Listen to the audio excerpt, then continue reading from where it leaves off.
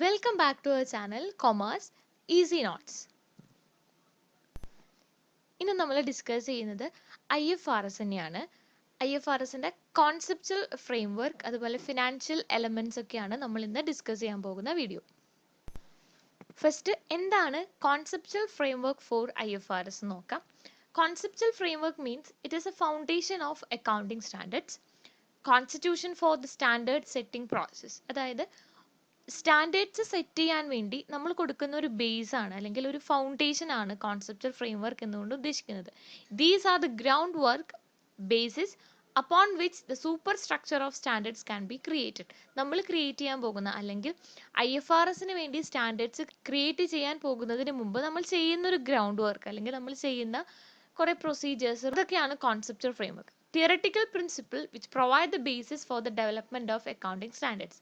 ഒരു accounting standard നമ്മൾ എങ്ങനെ പ്രിപ്പയർ ചെയ്യണം, എന്തൊക്കെ ഡെവലപ്മെന്റ്സ് ആണ് അതിന് വേണ്ടി വരുന്നത്, എന്തൊക്കെ തിയററ്റിക്കൽ പ്രിൻസിപ്പിൾസ് ആണ് അതിന് ആവശ്യം, അതെല്ലാം ചെയ്യുന്നതിനെയാണ് കോൺസെപ്ച്വൽ ഫ്രെയിംവർക്ക് എന്ന് പറയുന്നത്. അതായത് ഒരു അക്കൗണ്ടിങ് സ്റ്റാൻഡേർഡ് ഇംപ്ലിമെന്റ് ചെയ്യാൻ പാകത്തിന് അതിന് പിന്നിൽ നടക്കുന്ന കുറേ അറേഞ്ച്മെന്റ്സ് അല്ലെങ്കിൽ കുറേ ഡെവലപ്മെന്റ് വർക്ക്സിനെയാണ് കോൺസെപ്ച്വൽ ഫ്രെയിംവർക്ക് എന്ന് പറയുന്നത്. ഷോർട്ടായിട്ട് നമുക്ക് പറയാം, it is A foundation of accounting standards. അതാണ് കോൺസെപ്ച്വൽ ഫ്രെയിംവർക്ക്. നെക്സ്റ്റ് ആണ് എലമെന്റ്സ് ഓഫ് കോൺസെപ്ച്വൽ ഫ്രെയിംവർക്ക്. IFRSന് വേണ്ടി സ്റ്റാൻഡേർഡ്സ് പ്രിപ്പയർ ചെയ്യുമ്പോൾ എന്തൊക്കെ എലമെന്റ്സ് ഇൻക്ലൂഡ് ചെയ്തിട്ടാണ് അവർ സ്റ്റാൻഡേർഡ്സ് ഡെവലപ്പ് ചെയ്തിരുന്നത്. ഫസ്റ്റ് വൺ ആണ് ഒബ്ജക്റ്റീവ്. ഒബ്ജക്റ്റീവ് എന്ന് പറഞ്ഞാൽ ഫിനാൻഷ്യൽ പൊസിഷൻ, അതുപോലെ ഒരു കമ്പനിയുടെ പെർഫോമൻസ്, അതിൻ്റെ ചേഞ്ചസ് ഇൻ ഫിനാൻഷ്യൽ പൊസിഷൻ, അതെല്ലാം ആവശ്യമുള്ള യൂസേഴ്സിലേക്ക് എത്തിക്കുക. ആ ഇൻഫോർമേഷൻ പ്രൊവൈഡ് ചെയ്യാൻ വേണ്ടിയിട്ടാണ് IFRS സ്റ്റാൻഡേർഡ്സ് നമ്മൾ പ്രിപ്പയർ ചെയ്യുന്നത്. കോൺസെപ്ച്വൽ ഫ്രെയിംവർക്ക് നമ്മൾ ചെയ്യുന്നതിൻ്റെ മെയിൻ ഒബ്ജക്റ്റീവ് എന്താണെന്ന് ചോദിച്ചാൽ ഒരു വൈഡ് റേഞ്ച് ഓഫ് യൂസേഴ്സിന് എക്കണോമിക് ഡിസിഷൻസ് എടുക്കാൻ വേണ്ടി അല്ലെങ്കിൽ അവരുടെ കമ്പനിയിലെ ഡിസിഷൻസ് എടുക്കാൻ വേണ്ടി ആവശ്യമുള്ള ഇൻഫോർമേഷൻസ് പ്രൊവൈഡ് ചെയ്യുക in the way of financial position അല്ലെങ്കിൽ അവരുടെ performance, changes in financial position, അതൊക്കെ ആയിരിക്കാം. Second one users. Users include ചെയ്യുന്നത് investors, employees, lenders, suppliers, customers, അങ്ങനെ എല്ലാ സ്റ്റേക്ക് ഹോൾഡേഴ്സും യൂസേഴ്സ് ആണ്. Next is underlying assumptions. Assumptions എന്ന് പറഞ്ഞാൽ നമ്മൾ കോൺസെപ്ച്വൽ ഫ്രെയിംവർക്ക് അല്ലെങ്കിൽ ആ ഒരു ഗ്രൗണ്ട് വർക്ക് നടത്തുമ്പോൾ എന്തിന്റെ ബേസിസിലാണ് നമ്മളത് പ്രിപ്പയർ ചെയ്യുന്നത്. അക്രൂവൽ ബേസിസിലും ഗോയിങ് കൺസേൺ ബേസിസ് ആണ്. അക്രൂവൽ ബേസിസ് എന്ന് പറഞ്ഞാൽ നമുക്ക് ഉണ്ടാവുന്ന എക്സ്പെൻസസ് ആയാലും ഇൻകം ആയാലും അത് അപ്പം തന്നെ റെക്കോർഡ് ചെയ്യുക. അത് തന്നെയാണ് അക്രൂവൽ ബേസിസ് ആണ്, അതല്ലാതെ നീട്ടി വെക്കാതിരിക്കുക. Next going concern. ബിസിനസ് എപ്പോഴും ഓൺ ഗോയിങ് ആണ്, അതിനൊരു എൻഡ് ഇല്ല. അതാണ് ഗോയിങ് കൺസേൺ. ഗോയിങ് കൺസേൺ എന്ന് പറഞ്ഞാൽ ബിസിനസ് ഇസ് കണ്ടിന്യൂസ് ആണ്. ഇതാണ് ഗോയിങ് കൺസേൺ. ഈ രണ്ട് അസംഷൻ വെച്ചിട്ടാണ് കോൺസെപ്ച്വൽ ഫ്രെയിംവർക്ക് നടത്തുന്നത്. നെക്സ്റ്റ് ആണ് elements of financial statements. Financial സ്റ്റേറ്റ്മെന്റ്സിൽ ഇൻക്ലൂഡ് ചെയ്യുന്ന എലമെന്റ്സ് ആണ് നമുക്ക് എല്ലാവർക്കും അറിയാം, assets, liabilities, equity, income and expenses. Next is qualitative characteristics. Qualitative characteristics are understandability, relevance, materiality, reliability, faithful representation. അതൊക്കെ ക്വാളിറ്റേറ്റീവ് ആസ്പെക്ട്സ് ആണ്. Next the last one is concept of capital maintenance. നമ്മൾ use ചെയ്യുന്ന capital എങ്ങനെ maintain ചെയ്യുന്നു, എന്ത് concept പ്രകാരമാണ് നമ്മൾ maintain ചെയ്യുന്നത്. ഇപ്പോൾ ഫിസിക്കൽ കോൺസെപ്റ്റ്സും ഫിനാൻഷ്യൽ കോൺസെപ്റ്റ്സ് ഒക്കെ യൂസ് ചെയ്തിട്ടാണ് ക്യാപിറ്റലിൻ്റെ കാര്യം നമ്മൾ, അതായത് കോൺസെപ്ച്വൽ ഫ്രെയിംവർക്കിൽ നമ്മൾ ഡീൽ ചെയ്യുന്നത്. ഇതൊക്കെയാണ് elements of conceptual framework. Next നമ്മൾ നോക്കാൻ പോകുന്നതാണ് IFRS financial statements.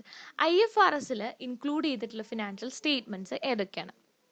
സാധാരണയായിട്ടുള്ളത് statement of financial position, statement of comprehensive income, statement of changes in equity, cash flow statement and comparative information is required for the prior reporting period. അതായത് next പറയുന്നത് IAS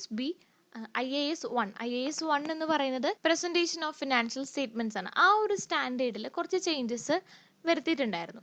അപ്പോൾ നമ്മൾ തുടക്കത്തിൽ use ചെയ്തുകൊണ്ടിരുന്ന financial സ്റ്റേറ്റ്മെന്റ്സിൽ കുറച്ച് മാറ്റങ്ങൾ വന്നിട്ടുണ്ട്. ആ മാറ്റങ്ങൾ January 1, 2009 തൊട്ട് നമ്മളിപ്പോൾ ഫോളോ ചെയ്യുന്നതാണ്.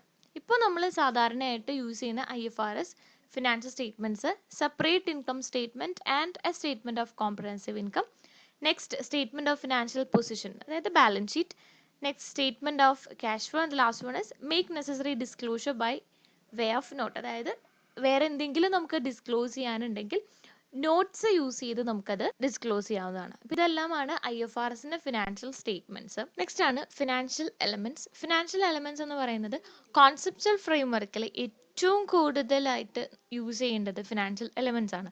ഫിനാൻഷ്യൽ എലമെന്റ്സ് എന്ന് പറഞ്ഞാൽ ഫിനാൻഷ്യൽ സ്റ്റേറ്റ്മെന്റ്സിൽ ഇൻക്ലൂഡ് ചെയ്യുന്ന എലമെന്റ്സ് ആണ്. ഫിനാൻഷ്യൽ സ്റ്റേറ്റ്മെന്റ്സ് എന്ന് പറയുന്നത് ഇൻകം സ്റ്റേറ്റ്മെന്റ് ആൻഡ് ബാലൻസ് ഷീറ്റിൽ അതിൽ ഇൻക്ലൂഡ് ചെയ്യുന്ന എലമെന്റ്സ് ആണ് ഫിനാൻഷ്യൽ എലമെന്റ്സ്. ഇനി ഫിനാൻഷ്യൽ എലമെന്റ്സ് ആദ്യമായിട്ട് FASB ഒരു 10 ഫിനാൻഷ്യൽ എലമെന്റ്സ് സ്റ്റേറ്റ് ചെയ്തിട്ടുണ്ടായിരുന്നു.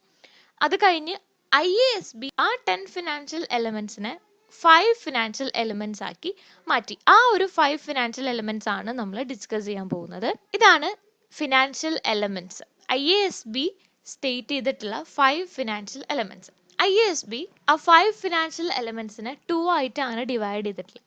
ഒന്ന് ഇൻകം സ്റ്റേറ്റ്മെന്റിലുള്ള ഫിനാൻഷ്യൽ എലമെന്റ്സും രണ്ട് ബാലൻസ് ഷീറ്റിലുള്ള ഫിനാൻഷ്യൽ എലമെന്റ്സും. ഫസ്റ്റ് ഇൻകം സ്റ്റേറ്റ്മെന്റിലുള്ള ഫിനാൻഷ്യൽ എലമെന്റ്സ് ഏതൊക്കെയാണെന്ന് നോക്കാം. ഇൻകം സ്റ്റേറ്റ്മെന്റിൽ രണ്ട് ഫിനാൻഷ്യൽ എലമെന്റ് ആണുള്ളത്. ഒന്ന് ഇൻകം, സെക്കൻഡ് വൺ എക്സ്പെൻസസ്. നമുക്ക് എല്ലാവർക്കും അറിയാം എന്താണ് ഇൻകം, എന്താണ് എക്സ്പെൻസസ് എന്ന്. ഇൻകം എന്ന് പറയുന്നത് കമ്പനിക്ക് എക്കണോമിക് ബെനിഫിറ്റ് കൂട്ടിത്തരുന്ന എല്ലാ ഐറ്റംസും കമ്പനിയുടെ ഇൻകം ആണ്. കമ്പനിയിലേക്ക് വരുന്ന ഇൻഫ്ലോസ് ആണ് ഇൻകം. ഒപ്പം തന്നെ ഇപ്പൊ decrease in the value of liabilities അതും നമ്മുടെ ഇൻകം ആണ്. അതുപോലെ ഇൻക്രീസ് ഇൻ ഇക്വിറ്റി അതും ഇൻകം ആണ്. നെക്സ്റ്റ് ആണ് എക്സ്പെൻസസ്. എക്സ്പെൻസസ് എന്നുള്ളത് ഇൻകം എന്താണോ അതിന്റെ ഓപ്പോസിറ്റ് ആണ് എക്സ്പെൻസസ്. കമ്പനിക്ക് എക്കണോമിക് ബെനിഫിറ്റ് കുറയാണെങ്കിൽ അതിന്റെ റീസൺ എക്സ്പെൻസസ് ആണ്. അതായത് കമ്പനിയിൽ നിന്ന് പോകുന്ന എല്ലാ ട്രാൻസാക്ഷൻസും അല്ലെങ്കിൽ കമ്പനിയിൽ നിന്ന് പോകുന്ന എല്ലാ ക്യാഷും കമ്പനിയുടെ എക്സ്പെൻസസ് ആണ്. അതായത് കമ്പനിയുടെ ഔട്ട്ഫ്ലോസ് ആണ് എക്സ്പെൻസസ്. ഇവ രണ്ടുമാണ് ഇൻകം സ്റ്റേറ്റ്മെന്റിൽ വരുന്ന ഫിനാൻഷ്യൽ എലമെന്റ്സ്. ഇനി ഫിനാൻഷ്യൽ എലമെന്റ്സ് നമ്മൾ യൂസ് ചെയ്യുന്നത് കമ്പനിയുടെ ഫിനാൻഷ്യൽ പെർഫോമൻസ് മെഷർ ചെയ്യാൻ വേണ്ടിയിട്ടാണ് ഫിനാൻഷ്യൽ എലമെന്റ്സ്, അതായത് ഇൻകം സ്റ്റേറ്റ്മെന്റിലുള്ള ഫിനാൻഷ്യൽ എലമെന്റ്സ് യൂസ് ചെയ്തത്. സെക്കൻഡ് വൺ ആണ് ബാലൻസ് ഷീറ്റിലുള്ള ഫിനാൻഷ്യൽ എലമെന്റ്സ്. ബാലൻസ് ഷീറ്റിൽ മൂന്നെണ്ണാണുള്ളത്: assets, liabilities and equities. Assets എന്ന് പറഞ്ഞാൽ കമ്പനിക്ക് ഫ്യൂച്ചറിലും ബെനിഫിറ്റ് കിട്ടുന്നുണ്ടെങ്കിൽ അതിനു വേണ്ടി കമ്പനിക്ക് എന്തെങ്കിലും റിസോഴ്സ് കമ്പനിയിൽ തന്നെ ഉണ്ടെങ്കിൽ അതാണ് അസറ്റ്സ്. Next liabilities. ലയബിലിറ്റീസ് എന്ന് പറയുന്നത് കമ്പനിയുടെ ഒബ്ലിഗേഷൻസ് ആണ്. കമ്പനി സെറ്റിൽ ചെയ്യാനുള്ള എല്ലാ കാര്യങ്ങളും സെറ്റിൽ ചെയ്യാനുള്ള ആ ഒരു ഒബ്ലിഗേഷൻ ആണ് ലയബിലിറ്റി എന്ന് പറയുന്നത്. അതും ഒരു തരത്തിൽ പറഞ്ഞാൽ ഔട്ട്ഫ്ലോ തന്നെയാണ്. Next is equity. ഇക്വിറ്റി എന്ന് പറയുന്നത് റെസിജ്വൽ ഇൻട്രസ്റ്റ് എന്ന് പറയാം ഇക്വിറ്റീനെ, അല്ലെങ്കിൽ ഷെയർ ഹോൾഡേഴ്സ് ഫണ്ട് എന്ന് പറയാം ഇക്വിറ്റീനെ. നമ്മുടെ കയ്യിലുള്ള എല്ലാ ലയബിലിറ്റീസും ഡിഡക്ട് ചെയ്ത് കമ്പനിക്ക് ഉള്ള റെസിജ്വൽ ഇൻട്രസ്റ്റ് ഇക്വിറ്റി എന്ന് പറയുന്നത്. ഞാൻ പറഞ്ഞു ഇക്വിറ്റീനെ പറയുന്ന വേറൊരു പേരാണ് ഷെയർ ഹോൾഡേഴ്സ് ഫണ്ട്. ഇനി ബാലൻസ് ഷീറ്റിലുള്ള ഈ എലമെന്റ്സ് നമുക്ക് ഒരു കമ്പനിയുടെ ഫിനാൻഷ്യൽ പൊസിഷൻ മെഷർ ചെയ്യാൻ വേണ്ടി യൂസ് ചെയ്യുന്ന ഫിനാൻഷ്യൽ എലമെന്റ്സ് ആണ്. ഇതൊക്കെയാണ് conceptual framework of IFRS and financial elements of IFRS. അപ്പോൾ എല്ലാവർക്കും വീഡിയോ ഇഷ്ടമായെന്ന് വിചാരിക്കുന്നു.